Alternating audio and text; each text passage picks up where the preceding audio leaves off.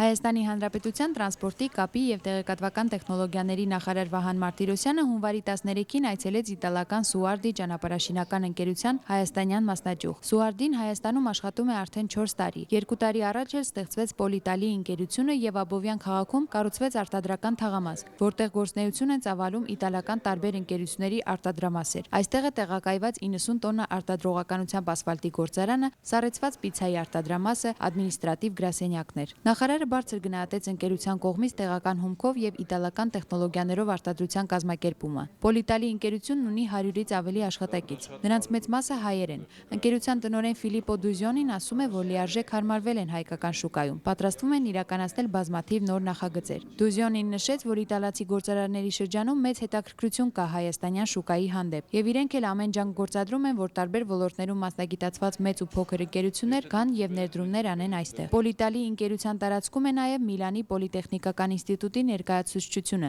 որը սերտ համագործակցում է ճարտարապետության և շինարարության Հայաստանի ազգային համալսարանի հետ։ Պայմանավորվածություն ձեռք բերվեց նախարարության աջակցությամբ Հայաստանում անցկացնելու ճանապարհաշինական կոնֆերանս, որի ընթացքում ոլորտի հայ և իտալացի մասնագետները հնարավորություն կունենան փոխանակվել փորձով և քննարկել մասնագիտական հարցեր։ Վահան Մարտիրոսյանը նաև վստահեցրեց, որ նախարարությունը պատրաստ է մշտապես աջակցել Պոլիտալի ընկերությանը և օտարերկրյա ներդրողներին։ Հայաստանի Հանրապետության տրանսպորտի, կապի և տեղեկատվական տեխնոլոգիաների նախարարության լրատվական ծառայություն։